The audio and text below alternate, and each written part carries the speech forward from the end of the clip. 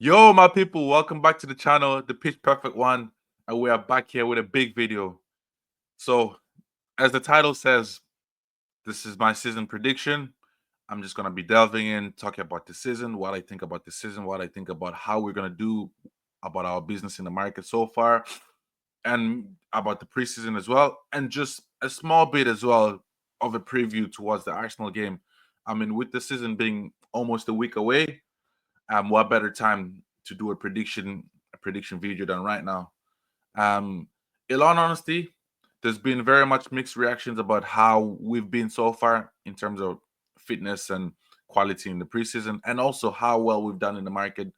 Some people say we've done well. Some people say that our business has been underwhelming. So there's been a real divide in terms of opinion on our season so far. Before I go into anything else, first of all, I just want to say we've done a season prediction. By the way, me and Lawrence, big up Lawrence. By the way, I will leave the link for that video in the description, so you can go check it out, see who we predicted in what position, and then we can come back and review it by this time next year. Anyways, onto the season predictions. So far, we've had how many games? We've only had 4 games for preseason. One thing I gotta say though, I've been happy with how we've gone about things this year, in terms of preseason and fitness. We took part in the Premier League Summer Series competition, which I think that's the best way to go about your preseason. I mean, it's all good and nice going to America, going to Asia, and all that stuff, but if you're playing up against, I don't know, the MLS All Stars or the Asian All Stars, you're not really learning anything. You're not gaining any fitness. You're not, no lessons are being learned. No, you're not gaining anything from it. So, in my opinion, anyways, so us being part of this Premier League Series tournament, albeit that it was only 4 games, um, 3 games, sorry, I thought it was good. I thought it was good for the fitness. I thought it was good as well for the learning curves. So we learn about where we're at mentally, physically, and also as well because we're playing against fellow Premier League teams. That intensity is there, that match sharpness is there immediately. It's getting sunk onto the players immediately. So um, I I had no arguments at all, no complaints at all with the tournament. I would love to see us in it again next season, just for these exact reasons. But our preseason results, if I want as I have a look at it here, so we had 4 games. So the first game was against Leeds. It was an all square draw. I mean, nothing to really shout about in that game. Nothing really to learn from that game as well. And that's the thing with preseason. Preseason is it can be hit and miss because there's a lot of rotation. There's a lot of new things being tried out. New players are being tried out. New methods, new tactics. New ideas are being tried out. So you got to take preseason with a pinch of salt. No matter how the performances are, whether the performances are so good or not so good. You just got to take preseason with a pinch of salt, just because of all these different contexts to it. And then our second game, 5 days later, was against West Ham. We won 2-1. Bruno with 2 goals in that game. Um, I think that was probably one of our better games performance wise. And then we went on then a couple of days later to play against Bournemouth, 4-1 win. You know, that was our best performance, not just because of the goals, but I think in terms of all round performance, that was our best performance of the tour so far in that game against Bournemouth. Um, we saw the signs that we wanted to see. We saw how good we can be if the tools are set in the right way, in the right positions. Um, and then our last game uh, about 5 days ago, Everton, 2-2. Like I said, it's preseason. You got to take it with a pinch of salt. You don't want to put too much into it. But overall, there's a slight cause for concern within our performances, and there's also something to shout about from all these 4 games. The midfield issue, I think, is something that needs to be sorted out before the window closes. I think even a blind man can tell you that. A blind man can see that the midfield issue needs to be sorted out, needs to be patterned up ASAP.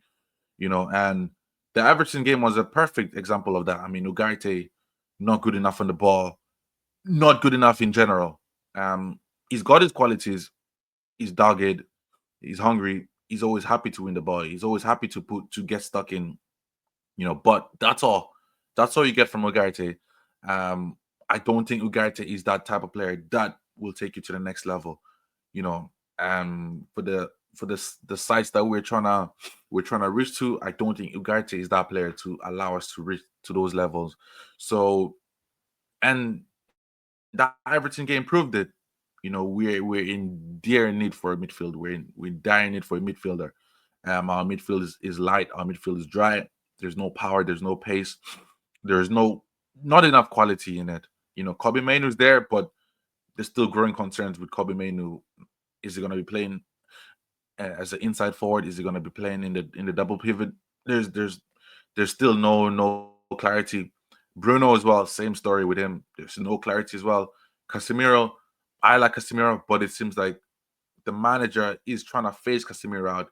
It almost seemed like he played Casemiro last season because he was desperate, because he had no choice, basically. And Casemiro still proved him wrong, still proved him that he should be a starter. But for some reason, in these conversations about starting players, Casemiro is never on it. I don't know why, but that's a conversation for another day. But yeah, no, people, 4 games played during this preseason. We have another game tomorrow as well against Fiorentina. So David De Gea. But even the game tomorrow against Fiorentina, you gotta take that with a pinch of salt. No matter how well or how bad we do, you gotta take it with a pinch of salt. Um, on the positive side of things, Patrick Dorgu has looked good. He's looked as energetic as ever. Um, I think he's going to have a big season. I think he's one to watch from our side this season. He came in January, was just adjusting to the surroundings, adjusting to the team, the style of play, and everything. But it's clear that he's a favorite. It's clear that he's a starter in Amrim's eyes, and yeah, no, he's definitely one to watch in my opinion. With the way Amrim wants us to play and set up, I think Dorgu is gonna be a big part of it. Ahmad as well. Ahmad has looked okay. Um, there's a bit of a mix now as well. Ahmad is in that situation, like with Kobe Mainu, where you don't know whether he's gonna be on the right hand side of the three or he's gonna play as a wing back. But I just assume, since we went ahead and signed Buemo and paid the big money for him, that we're gonna see Ahmad dropping down to right wing back, which means that he's gonna be competing against Dallo, which is a no-brainer, but it's been made clear that this manager is in love with Dallo. This manager really favors and highly rates Dallo. Why? I don't see it. I don't understand why, but we just have to accept and and be realistic that Dallo's there and Dallo's always going to be in the conversation. So, in all honesty, there's been bright sparks in Buemo as well in the game against Everton. He looked bright, you know, he looked good touches here and there. Cunha as well looked all right. Um, didn't get the ball as much as I wanted him to. That's the thing. He's that kind of a player, Cunha. He's that kind of a player that likes ball to feet, that likes driving at players, dribbling past players, creating chances. He's a good finisher as well. But the way we played in that game against Everton, I did not like it, just because we didn't utilize him as well enough. I felt we didn't get him onto the ball as much as we should have. You know, he can run in behind, yes, sure, but that's not his bread and butter. Running in behind, being on the last man, that's not his bread and butter. His bread and butter is coming in deep. So that's going to be on the creativity side of things. That's going to be very interesting to see how well we balance things out between him and Bruno, because him and Bruno are very much possession possession heavy players. Like, they want to be on the ball all the time. They want to come deep. If they're not getting the ball, they come deep trying to find the ball. So it's going to be interesting to see how we balance that between the two. I don't think we should have a problem. I think it's always better to have two two possession heavy players rather than one. You know. So, but we just have to wait and see. But no, not too bad. The back four steady as always. The league, Euro, Heaven as well. Glad to see him back from injury. Glad to see him, picking up his fitness. So no, it's in terms of fitness, I'm happy that our players are getting fit. That we've no injury scare so far. Um, Obviously, like I said, there's negatives. Like the midfield issue needs to be sorted out. The goalkeeper issue as well needs to be sorted out. Whether it gets sorted out or not, only time will tell. But no, so far so good. No complaints really. Like you can't really complain. It's preseason. You can't really get too mad. You can't really throw your toys out the pram as well. But yeah. In terms of ongoing business, obviously I mentioned the two names already, Mbuemo and Cunha. Two signings, two big name signings, two Premier League experience as well. That's the key thing. They both have Premier League experience. So we've made our intentions clear. We've made our intentions clear. We know what we wanted and went for it. That's the thing I've loved about our business this season, that we've not just been linked with anyone and everyone. We've been linked with specific players, specific profiles of players, and we've gone ahead and got them. You know, in previous seasons over the years, you'd be, if we were in need of a striker, we would have been linked with God knows how many strikers of all different styles, of all different types. But the difference I've seen this season is just that we've been linked with specific players, specific styles of players, and we've went ahead and got them. Obviously, as I'm making this video, we got the Here We Go announcement as well from Fabrizio as well about Sesko. So that's another link as well. That's another specific link. I mean, that has gone over the line. So I've been happy with our business so far. I've been happy, even though we still need to do more. But for a team that finished in 15th, at the bottom half of the table, with no Champions League football, losing the Europa League final, so losing out that money to invest in the market, I think we've made a statement. I think we've been very impressive. So the way we're going, if we happen to sign a striker, I mean, if we happen to sign a midfielder and a goalkeeper before the window closes, I can confidently say that we should be fighting for top four. For those of you who are going to be watching the season prediction that me and Lawrence done on the link in the description, you will see for yourselves that I had United finishing in sixth. Based on the players we have right now, I have us finishing in sixth. And also just based on the fact that there's no Champions League football, one game a week season, so players get to rest, we get to rotate. So the likelihood of injuries, because we had an injury scare last season. We were plagued with injuries. People seem to forget that we were plagued with so many injuries last season.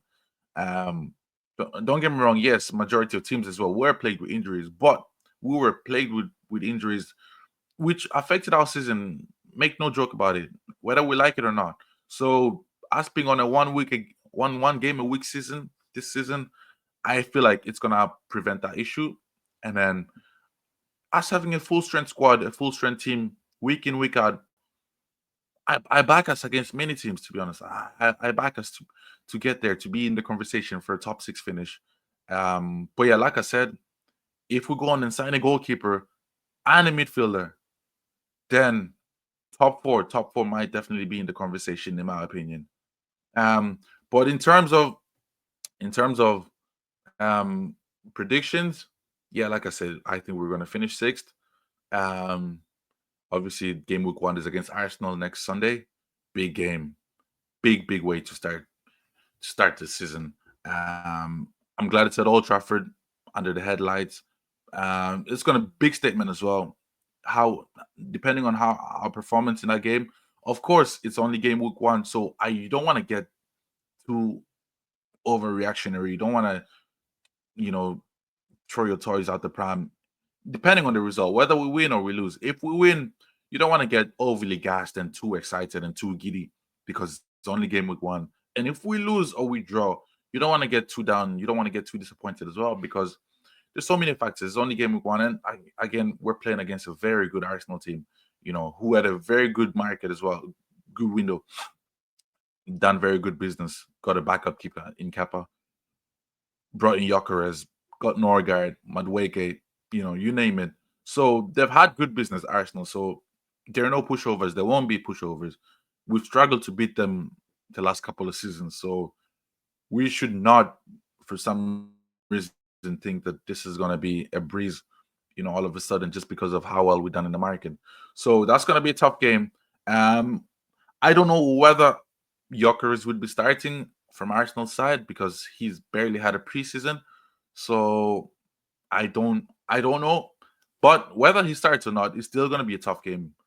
Arsenal are a much more well-oiled team, much more they're they're at a much more developed phase of their project than we are. They have a manager who's been there now for 4 or 5 years now, who's drilled into them what he wants, what he's expecting to see. The players have been there a couple of years under this manager, and they know what the manager expects. They know what they need to do week in, week out. They've been in the conversation for the title for the Champions League these last couple of seasons. So they're at the top. They're in their prime, basically. So yeah, we're playing against a title challenger. So I think we will do well. I see the game probably being a score draw. I see both sides as well. I see the potential of us winning and the potential of us losing. It could definitely go either way, but these early games you got to take with a pinch of salt. Honestly, you got to take with a pinch of salt. But in terms of predictions, this is how I see us lining up against Arsenal for the first game. This is how I see us lining up. Um, Onana in goals, like I said, be big if we get a keeper. Will be big, big statement. I don't know what's happened with the conversation about Martinez. We were in for him. It looked like we were almost getting over the line, but then talks just died down all of a sudden. Now Donnarumma has been made available. It seems like he's out of favor at PSG for some reason. I don't know if it's a financial issue or maybe he's fell out with Enrique or Enrique does not see him in his plans long term. But if we were to be able to get a Donnarumma or a Emi Martinez, big, big statement. It completely changes the outlook of our back four. It completely changes the outlook of how we play, of how we play out from the back, of how we look defensively.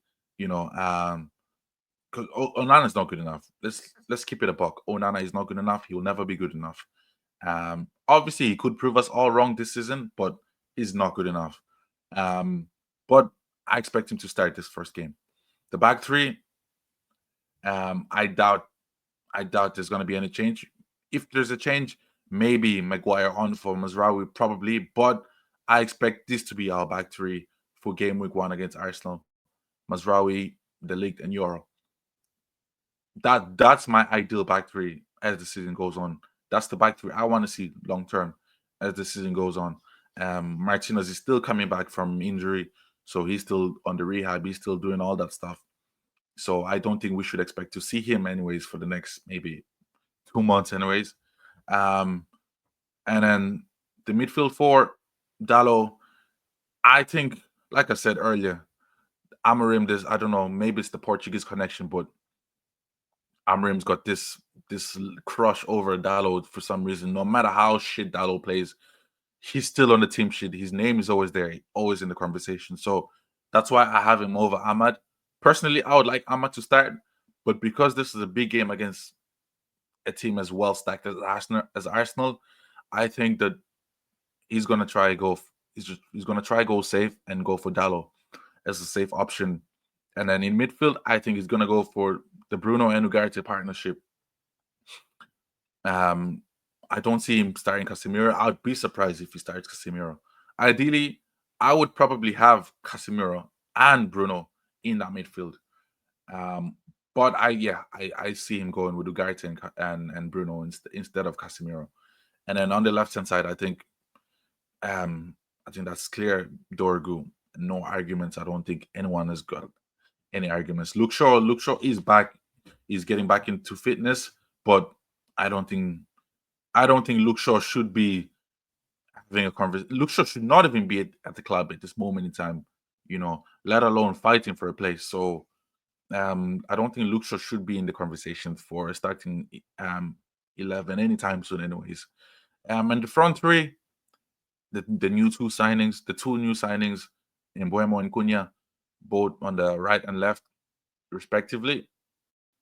I think it's a no-brainer. And then number 9, Mr. Jay-Z, Xerxes, because I don't think Sesko will be ready enough, will be ready in time to start this game. I don't think Sesko will take part. He might be in the squad maybe, which I really doubt as well. But I don't see him starting. Hoyland as well. Hoyland's I don't see Hoyland starting as well. I don't want Hoyland to start. Um, I think Xerxes anyways complements both Mbeumo and Cunha better than Hoyland does. So this is my prediction, my starting 11 prediction, anyways, for the Arsenal game. But outside of the Arsenal game, going forward as the season goes on, I feel like we need to add onto this. We really need to add onto this team. The front three I am happy with. Obviously now that news has been confirmed, we've signed Sesko. So obviously that Sesko definitely brings attack look different. Sesko is a natural finisher, deadly finisher in front of the box, in front of goal. So it completely makes the team look different. So I'm happy. I'm there for it. I'm there to see how it all plays out. Um, and then we've been linked as well in terms of midfield. We've been linked to Douglas Luiz. I don't think we get Douglas Luiz, but now as of recent, we've been linked to this guy, which I think that it would be a steal if we were to get him. If we had any chance whatsoever of getting him, I think it would be an absolute steal. I mean, he's such a baller, and I know 90 million sounds crazy, but for a player of his stature, his age, the quality, it makes sense why Brighton are valuing him at that price, 90 million. You know, so if we're able to snatch him up, oh man, yeah, I think top four is definitely a conversation. He changes our whole midfield. There's no two ways about it. He changes our whole midfield. I mean, look at how different that midfield looks now with him on. So let's see. Let me get rid of Dallo as well and put on Ahmad because I expect Ahmad to be a big part, especially considering how well he finished last season. I expect Ahmad to play a big part in this season. I'd be really surprised if Ahmad does not get any form of game time this season. So yeah, I mean, look at how different the team looks. Look at how different the team looks. Um, Onana as well. I doubt we're gonna get a keeper in just because of the time. But like I said, if we do get a keeper and a center midfielder, guys, top four is definitely on the table. I mean, look at this team.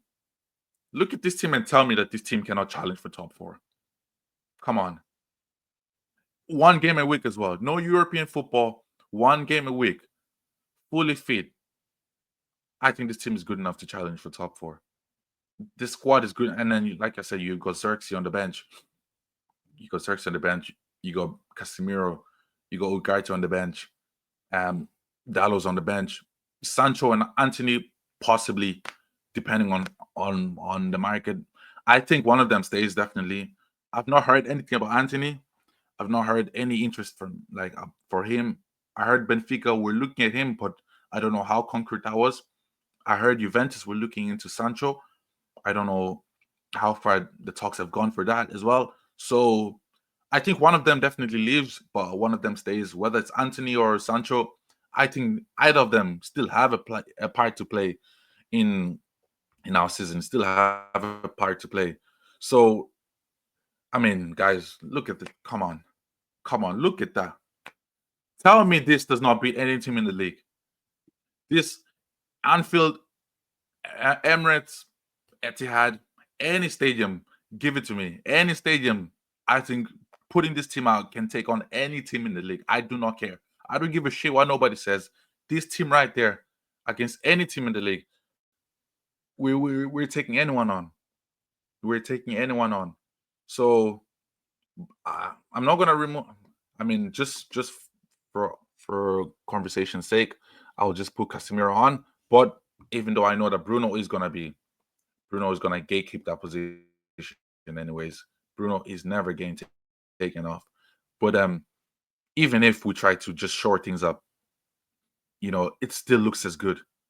It still looks good. If you want to take your off, you, you know, if you want to take your off and put in Lisandro, the team still looks as good. Lisandro, obviously, we don't know what Lisandro we're gonna get because he's been very injury prone, and it worries me that could he be reliable? Is he reliable? Because he's almost guaranteed an injury a season. So, but because it's one game a week season, I feel like we should be able to get away with him. But yeah, having Lisandro on as well, he brings that balance, left-footed on the left-hand side, opens up the pitch. I mean, guys, this team here is definitely a shot for top four. Easy, easy, easy. The only issue I have with this team, if this was how we ended up once the market closes, would just be we have 1, 2, 3, 4, 5 new signings, which obviously 5 new signings, that's half the team. That's half the starting 11, which could make it hard. Players need time to adapt. It could be hard for them to adapt, to the Premier League. It could be hard for them to adapt to playing for Man United, to adapt to Amorim's tactics. So that could be the downside to it. Still, these players are at top level, they're top quality. So I do not think that should be an issue at all. I do not think that should be a worry at all. But yeah, no, people, we have the potential. Honestly, we really do have potential. Especially how we started, we have the potential to have a productive season. And Amorim knows it as well as the fans that this is a big season for none of that bullshit. Fuck all that. Oh, there's a storm. Let's prepare for it. Fuck all that. With all these signings, no room for complacency, no room for excuses. We need minimum a top 6 finish. Anything below, anything other than a top 6 finish, I'm not happy. And even a top 6 finish is me putting down our standards, putting down our objectives. I want a top 6 finish as well as doing well in the season, as doing well in the domestic competitions, getting to a semi-final of the Carabao Cup, getting to a final of the FA Cup. If we finish in the top 6, but then we're getting knocked out in the third round of the FA Cup and getting knocked out in the last 16 of the Carabao Cup, I'm looking at the season still a bit sideways. So the 6th place finish, the top 6th place finish in the league should be accompanied with a final finish in the Carabao Cup or a semi-final in the FA Cup. That's what I want. That's what I would consider a good season this season. So yeah, no, people, I think our team looks good. Honestly, our team looks good. Yeah, like I said, this team could definitely challenge for top 4. Easy. Could definitely challenge for top 4. So, but yeah, look, only time will tell. We'll see how well Jim Ratcliffe plays out before the window closes. But no, people, I can't complain. Even if we just got one of Baleba or Emi Martinez, I'd be happy. I think the priority is definitely midfielder. I think we can get away with Onana for this season, but definitely next season he needs to be gone. He needs to be binned off. We can get away with him for this season. I'd be happy to get away with him I'd be happy to accept him for this season if we do bring in Baleba, or a midfielder of that stature. So yeah, no, people, that's how I see us playing out anyways. But nonetheless, um, the game's gonna be a big game. It's gonna be a good game. We'll wait and see how well we do. My prediction for that game specifically, I think it's gonna be a score draw. And maybe I'm being too pessimistic. I don't know, but yeah, no, I think it should be a good game. But yeah, people, look, that's my prediction. That's my season prediction, and I guess slight match preview for the Arsenal game. I should be back again probably. I'd like to say maybe sometime next week, early enough, probably mid next week, to drop another video, hopefully. But if not, me and the boys should be on. Um, if I'm not on, anyways, I know the boys will be uploading. Richie's got his own videos coming up. Lawrence has got his own videos coming up as the week come on.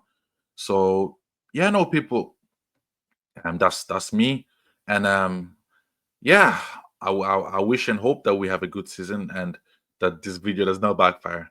So I guess I shall see you soon, people. Peace.